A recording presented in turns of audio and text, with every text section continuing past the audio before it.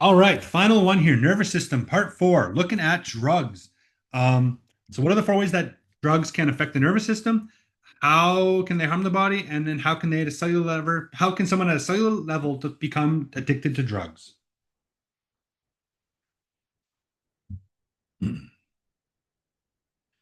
Well, what's a drug? A drug is a substance, natural or artificial, that alters the function of the body. There are tons of drugs. We all take drugs. You ever have coffee, Diet Coke, Tylenol, Advil? Those are all drugs, right? Um, most drugs come from natural sources. Not all of them, but most do. For example, aspirin comes from a willowbark tree. Morphine comes from opium. Caffeine comes from coffee and cocoa plants.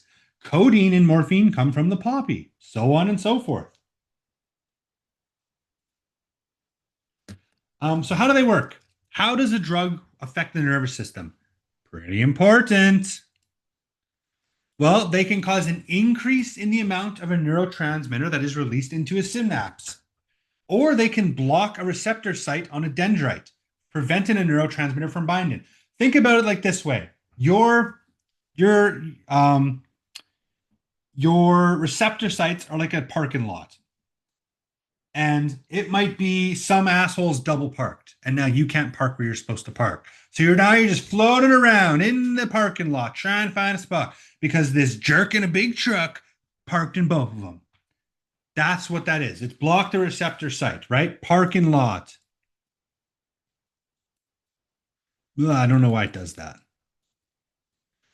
So this can prevent a neurotransmitter from leaving, or it can prevent a neurotransmitter from leaving a synapse, and or it can imitate a neurotransmitter. So there are four ways here, right? These are not connected. These are four different ways that this can happen.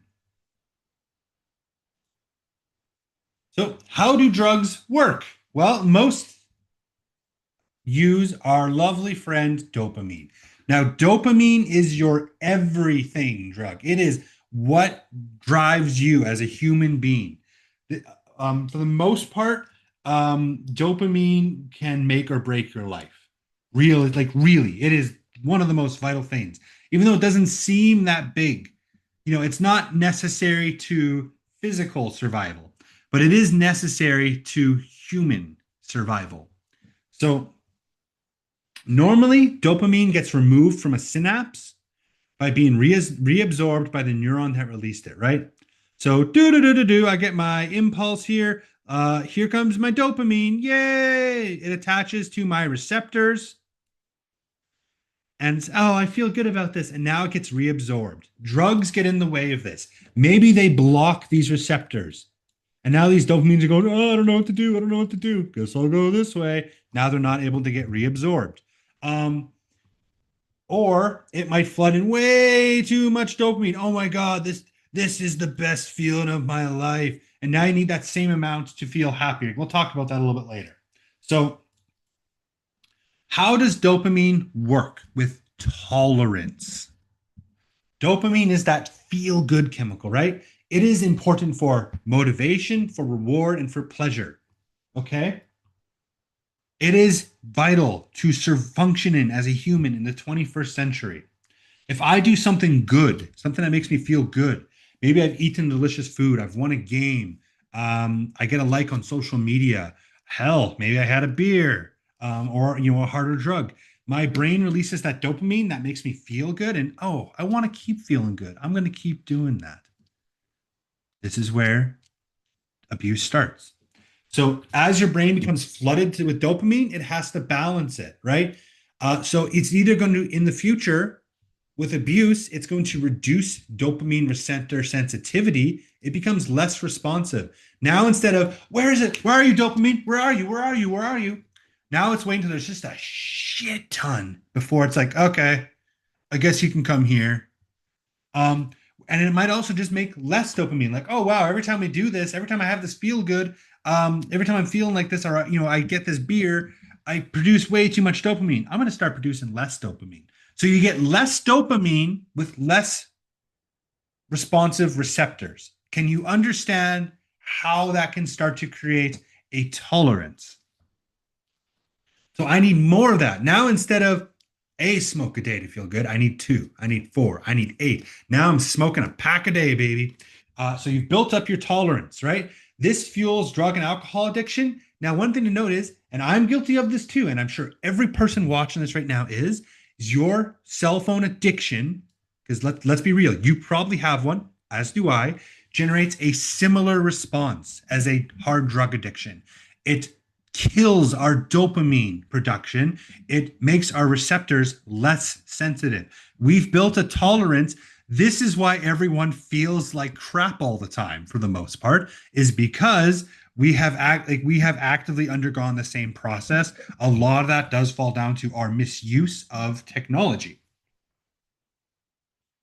So we're looking at drugs here, right? The happiest the happiest moment any person will ever have is their first time taking heroin. And we like that sounds weird, right? Because we know that if you take heroin, you are literally, like they've done odds, you are more likely than not to immediately become a hard drug addict. You are more likely than not to become hard addicted and let it ruin your life than you are it's wild, but it's the happiest moment of your life because your brain is flooded with dopamine, right? So you get flooded, and replace drugs with with other things, cocaine, meth, um, caffeine, even, right? Now you repeat that use. I chase that same high, right? I want to feel that good again, but I'm producing less dopamine. My dopamine's less. My receptors are less responsive, so I got to take more to get that similar feeling, right? Or to get close to it. So now I'm building up that tolerance. Now I need more and more and more and more and more and more and more, which means by comparison, I now feel much more unmotivated. I'm less happy. I'm less motivated. I'm flat. I'm not bubbly anymore. So that's how that works. It's the same with, I like using the term doom scrolling. Have you ever been on TikTok, YouTube, Instagram, Facebook, all those things that do those reels, and you find yourself going, "Oh my God, it's been 20 minutes. It's been an hour. What? What?" You're doom scrolling. So it first feels like a small burst of dopamine, but you get repeated use, which is your phone pings you hundreds of times a day. It's not just when you're actively on TikTok, it's all the freaking time. So you get that tolerance built up, and now you need more and more to get that same feeling. And a natural consequence of dopamine abuse or less dopamine capacity, like less releasing, less sensitive receptors, is that your attention becomes divided, folks. Now, your normal day activities, chores, reading, cleaning, laundry, studying, talking to people, doing what I used to do, becomes less rewarding. It kills hobbies that make you you. This is no different than hard drugs. So this leads to chronic overstimulation, low motivation, attention problems, procrastination. This is all forms of dopamine tolerance or dopamine abuse. Any of this sound familiar? Maybe not for you. If you have kids though, oh boy. All right. That said, there's different classifications of drugs, right? I have stimulants, and there are more than just what I'm going to be talking about here, but I have stimulants, I have nicotine, I have meth, I have cocaine, caffeine, LSD, mushrooms, PCP. These are all examples of stimulants. What's a stimulant? Well, it increases the activity in your body. What's a depressant? Slows down the central nervous system. Alcohol, inhalants, benzos, GHB, kava. There's more, of course, but depressants. My question for you is, all right, I'm gonna chug a bunch of whiskey, a bunch of alcohol, and then I'm gonna go have some cigarettes, snort a little bit of cocaine. What's gonna happen to my body? Are these gonna balance each other out? One makes my heart beat quicker. The other one makes my heart beat slower. They balanced out. It's fine, right? It's pouring hot water into a cup and then adding cold water to it. It balances out. Don't worry. Absolutely not, right? It does not balance out. Your body instead receives mixed messages the brain receives mixed signals, and some of those receptors become blocked to the new effects. This is why whenever there's an OD, it is almost always because it has, pre-fentanyl, before fentanyl. Almost every time there was an OD, it was almost always because it was mixed with alcohol. Painkillers, opioid abuse kills so many people, right? This is how so many celebrities die. Now, one thing that's interesting, you don't need to know this, but it's kind of cool, is there's like a nice drug wheel here. I'll load it up for you.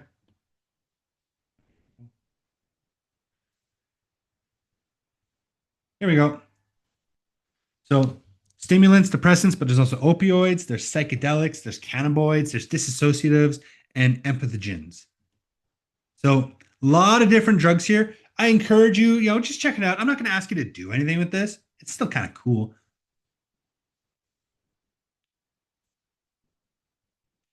That's what it looks like, right? All right, so tolerance occurs when you need more and more and more to get the same effect. You can also get addiction through physical. I physically need this to function. You ever met a chronic alcoholic? When they're in the hospital, they get prescribed beer because their body will, it's deadly. It's deadly to do it. Your body physically needs it to function. Just like how you need air and water and food, a chronic drug user will need it to survive physically, which is why you need to wean them off. You can also get psychological or addiction as well. Oh my God, this is so stressful. I need to smoke. You know anyone who's ever said that before? They don't physically need it, but it's a coping response to a high stress situation. All right, so essential questions here. What are the 4 ways that drugs can affect the nervous system? Pause the video, think about it. 3, 2. Your increased neurotransmitters released into a synapse, you might block a receptor site. You can prevent a neurotransmitter. What the heck is that supposed to say? Prevent a neurotransmitter from leaving a synapse. There we go.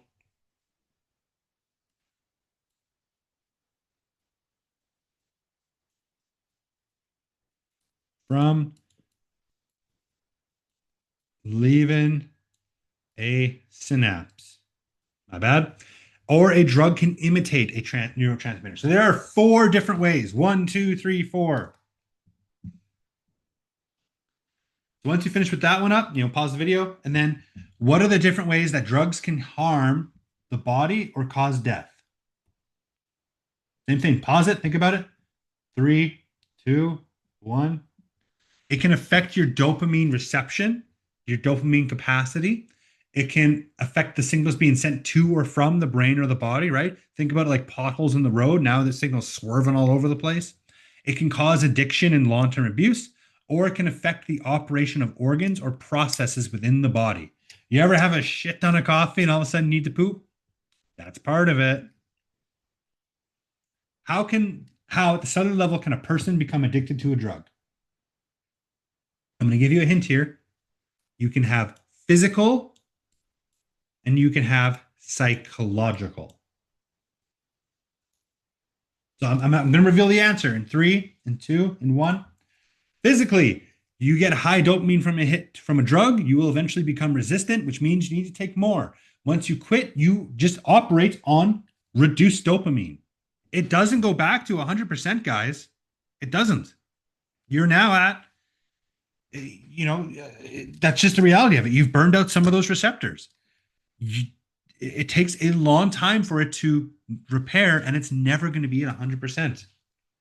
This is why it's so easy to relapse, because you might be living with those side effects for years after you quit. Psychologically, you might use drugs for emotional coping, right? Oh my God, what a shit day at work. I need a beer. Psychological. All right. Digging deeper here as well. You don't need to know this, but kind of nice to know. Comparing the actions, cocaine and amphetamines prevent the dopamine from being reabsorbed. They remain in the synapse.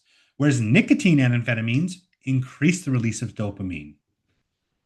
So they do different things. Why are the effects of stimulants and depressants not necessarily counteract each other? Because they're not opposites. Stimulants increase the level of dopamine, but depressants might not affect dopamine at all. And there's other things there. Now, if you guys look at page 980 on your textbook, there was that example of students who abused amphetamines, who then quit amphetamines and were back at school. So they were not actively on amphetamines, if I remember it correctly. Well, the students who used to abuse, the students who were abusing became addicted, and they suffer from insomnia, paranoia, anxiety, and confusion. It damages their brain. Even when they quit the drugs, the brain is still damaged. And this is why does the USA ban alcohol under 21? Because your brain is not finished developing until you're 21. You can disagree with the fact that their age is 21, but it isn't irrefutable fact that your brain is developing before 21. If you take brain damaging substances as with a developing brain, the consequences are incredibly more drastic than if you were to wait till after 21.